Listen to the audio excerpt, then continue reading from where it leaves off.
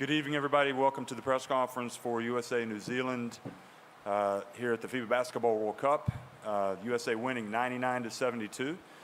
We're joined by Ruben Tarangi and Pero Cameron, the head coach. Before we start, just make sure your mobile phones are on silent. Ruben, can you give us a comment? Yeah, I think our first half we came out, had a lot of fight. I think the second half we lost a bit of legs there, but yeah, overall I think we can take a lot of things from that game and move them into our must-win games, the next two games. Okay, thank you very much, Ruben. Pero? Yeah, agree with my captain there. Again, I think the opening handshake was good, strong and forceful, and just being able to maintain that for a full game is always the question, you know. And but proud of my guys, and we've got to move on to the next game. Okay, thank you. If you have a question, raise your hand and we'll get a microphone to you in the front row here on the corner. Hello, José Ramón Alba from Spain. Question for both. The first part of the game, you were fighting equally in front of the United States, but then maybe it caused you to lose by a huge difference. What was the mindset you have for the next game to trying to qualify, knowing that you have the talent maybe to fight against great opponents? I think we need to come out for 40 minutes and have that fight for the whole 40 minutes. I think we defensively need to take a few things from that game and work on a few things that we didn't do very well. But I think overall we're going to take a lot of good things from this game and be able to compete against these next two teams. Okay, right here. Oh, you wanted him to answer it as well? Yeah, look, we're always aiming at the complete game, and it's hard to maintain what you want and try to do. There's always things you must adjust for. It's competition, right? That's the game, and along the way we fell in some areas that we want to improve on, but it was a good test for us. It was a big challenge, and again, I'm very proud of how we came out and the whole game in general, but looking forward to the next game. Okay, here in the third row on the end. It seemed like with all your bigger guards, such as yourself, you guys were able to really get into the paint and kind of put some pressure on the rim. Was that part of your guys' attack and your game plan? Was there a certain element to USA's lineup that was something you were trying to target? I mean, we had scouted them. We knew what coverages they were running. So for the last 2-3 weeks, we've been training in those coverages. So we knew the reads and what we wanted to get out of them. So, and I thought we did a pretty good job in it. But yeah, they're a big team, and they threw a few of those shots off.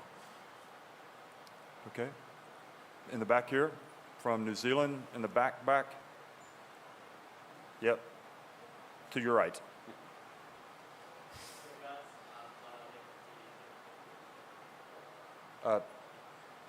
Push it again. Hello? Yeah. Oh, yeah. Kia ora, Zion here from TVNZ. First of all, Ruben, for you, just the spectacle of playing in front of 10,000 Manila fans and also having Kiwis dotted around in the crowd playing against the USA. I guess for you and your team, what was that like?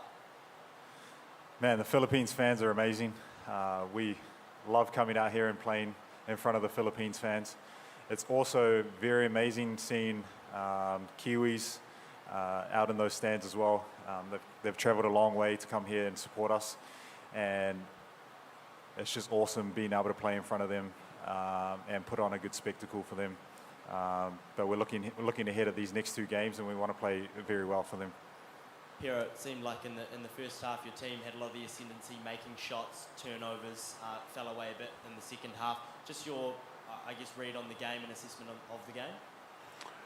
Yeah, definitely. There's a little bit of a drop-off late, and you know, we kind of started stretching what we were planning to do or what was working early. But again. Turnovers were a little high, and just not being able to stop their kind of transition. You know, they're a very athletic team, and they can push the ball, very skilled, and that got us in parts. Yeah. Okay. Kia ora. Sorry, were you finished? Yeah. Okay. Are there any more questions? If not, okay. Well, thanks a lot, guys. Thank you, guys. Salamat.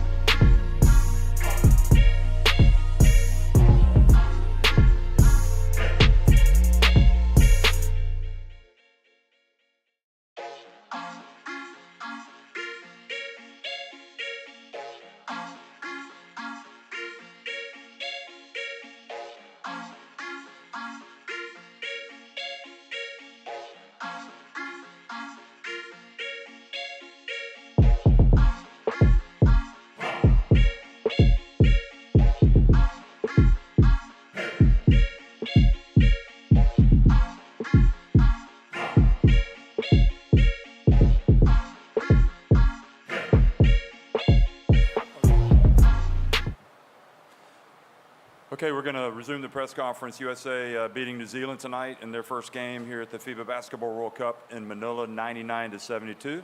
Austin Reeves has joined us along with Steve Kerr, the coach. Austin, congratulations. Can you give us a comment, please, on the game?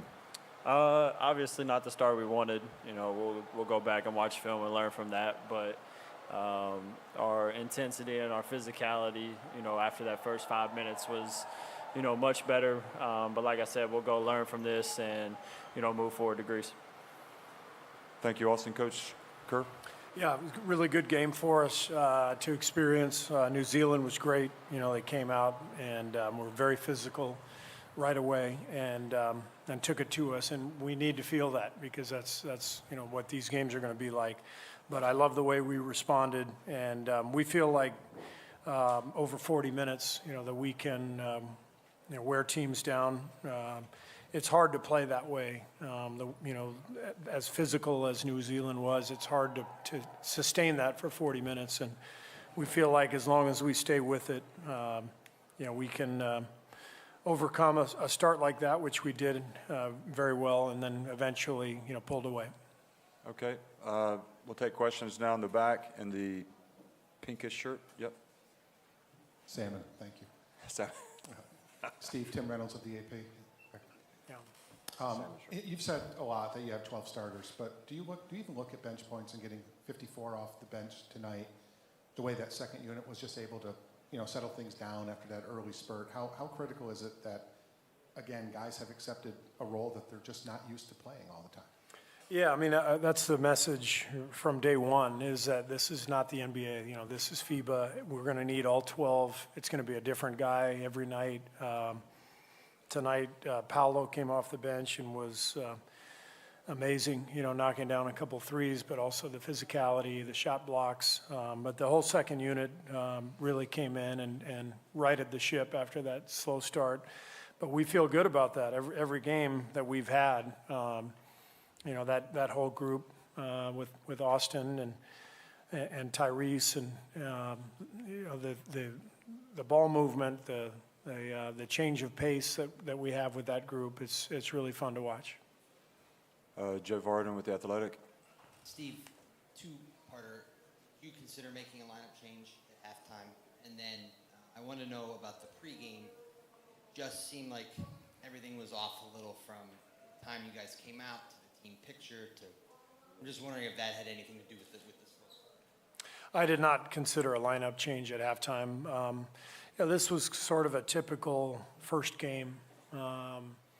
Whether it's FIBA or the NCAA tournament, that you get the first game jitters. And, one of the things that we've talked to our team about a little bit is how excited everybody else is going to be to play against us. And New Zealand came out and hit us in the mouth, and, they were great. And that's good. That's good for us to feel. The other stuff, as far as the pregame photo and all that, that's just part of the pomp and circumstance, so you get that out of the way and you move on to the next game. Okay, right here. Hey Austin, Nico from Slam Philippines. So by far you heard the loudest welcome out of anybody that played today, considering you're playing with some of the brightest names, some of the more famous names in all of basketball on your team. Was that something that you expected coming here? Did someone tip you off that this is, by extension, Lakers country, and that the zip code here is the same zip code as LA? What was your expectation coming into today and your reaction when you heard that roar? Yeah, I kind of seen it coming. I was talking to Phil Handy, and he was telling me that, they love the Lakers out here. So I kind of seen it coming.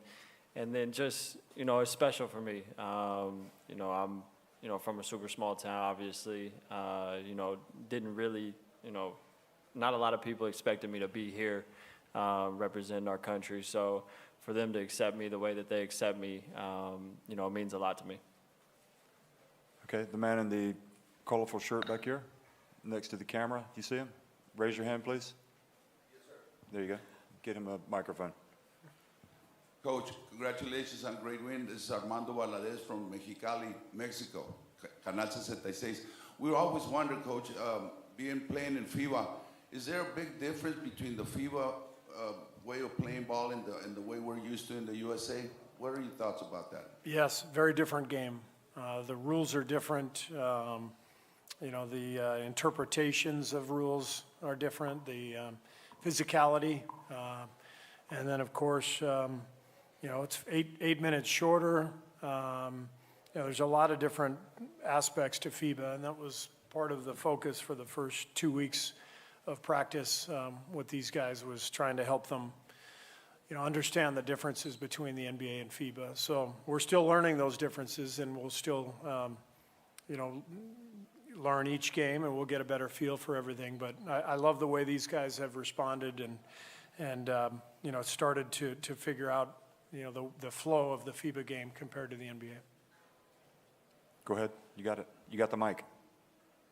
John Mark Garcia from Spin.ph. So Austin, an early part of your career, the stages you get to play at grow bigger and bigger. So how much are you embracing the bigger responsibilities as well that come along with it for you as a young player and a rising star in the league? I love it. That's what you play for. Every kid, wants to, be at this stage. And, I was one of those kids, watching the World Cup, the Olympics. So, it's every day I wake up and, I cherish those moments and I don't take them for granted. But, every day, I get to play with, this much talent. It makes it easy for me just because, everybody's selfless. There's no egos on the team. And it's been real fun for me. Right here in the green shirt. Yeah, Adele Estudillo from Sportskeeda. Coach, another question for you. Do you feel like your team's age will become a detrimental factor as you guys progress in the World Cup? No, not at all. I love watching these guys grow, but it's not like they're untested. This guy kicked our butt in the playoffs, a few months ago. He may be young. Paolo may be young. You go down the list, we've got some young guys, but we've got guys who can play and who have proven it, in the NBA playoffs. They're fearless. I love watching them play, and it's been an absolute joy to coach them just because of their eagerness to play together and to be selfless and to compete. So it's really been a lot of fun to coach them, and I have great confidence in them. Jake Fisher with Yahoo Sports. Austin, you played in a lot of multi-guard lineups with the Lakers this season, but that third quarter when things broke open, it seemed like you and Tyrese playing off of each other in the open floor, you guys seem to have like a zippy synergy playing off one another. Is that something that you feel particularly next to him in those moments in those bench lineups? Yeah, I feel like that's kind of, how we've played this whole time since we started. That second unit, really, likes to, get out run, and that starts on the defensive end. So the intensity's got to be super high on that end. And, once we have that, it kind of, makes the game easy because we're able to, play in transition. So, like I said, playing with these guys, it makes my life really easy because, you just got to play the game the right way because, like I said, the egos are non-existent. Okay, John. John Mogol of Radyo Pilipinas, The Sports. Congratulations on the win. Question for Coach and Austin. Was there anything that you discovered about this team that maybe you haven't noticed in the last 3 weeks or so? About our team? Yeah. No, but I think each game is a great experience for us, just to get more accustomed to the FIBA game and the rules. And 5 fouls instead of 6 is a really big deal. McHale got into foul trouble in the first half, JJ, early in the second half. So each game that we play, we kind of get a feeling for the differences in the game and what we're going to have to do, to be successful. Basically the same. Every day we get to, lace them up and play against other opponents. It's different from practice. Practices have been going really good. And, we've learned to, play with one another, every day. But when you get in those game-like, scenarios, that intensifies. Like, you have to, rely on one another. So that's really the main thing is, learning really how to play with one another. Okay. Coach, Joe Virai from SB Nation. Coach, you guys seem comfortable switching your bigs out on the perimeter. Where am I looking? I'm sorry. Sorry, right here. Oh, yeah. Okay. Hi, Coach. You guys seem comfortable switching your bigs out on the perimeter, having Paolo, having Jaren out there guarding quicker guards, and they've done a pretty good job. But in terms of having your guards switch out on the back line and with those mismatches and against more physical, bigger men, that wasn't much of a concern today, but are you concerned about better teams trying to exploit that? Well, that's always the equation. As coaches, you have to factor in all these things when you decide what scheme to play, whether you're switching or dropping or whatever. You look at the opponent, you figure out what you need to do to win that game. Some things you live with, you kind of go into every game and figure out what are you willing to live with versus, non-negotiables. And we kind of base our defensive coverages on those thoughts. Okay, right there, from Poland. Coach Karol Siwa from Poland. Question about your coaching staff, yourself, Coach Spo, Coach Lou, one of the greatest coaches in the NBA right now. Can you take us through the process? How do you guys cooperate, coexist, and complement each other during practices, games, huddles, and timeouts? Yeah, I mean, these guys are amazing to coach with Mark Few and Spo and Ty. All three of them immediately said yes when I called them, to ask them if they wanted to be on the staff. And it's pretty amazing for me to be able to lean on them, and to turn to one of them to run a drill or to talk to the team or to decide on a scheme or suggest a play. These guys are all world-class coaches, so I think part of the experience for me as a coach is it's not only to coach, these young, great players like Austin and his teammates, but also to coach, with this staff. And I think we all learn from each other, and we all have a lot of fun together. So it's a great vibe. Okay, listen, thank you very much for coming. Thank you, guys. That's it.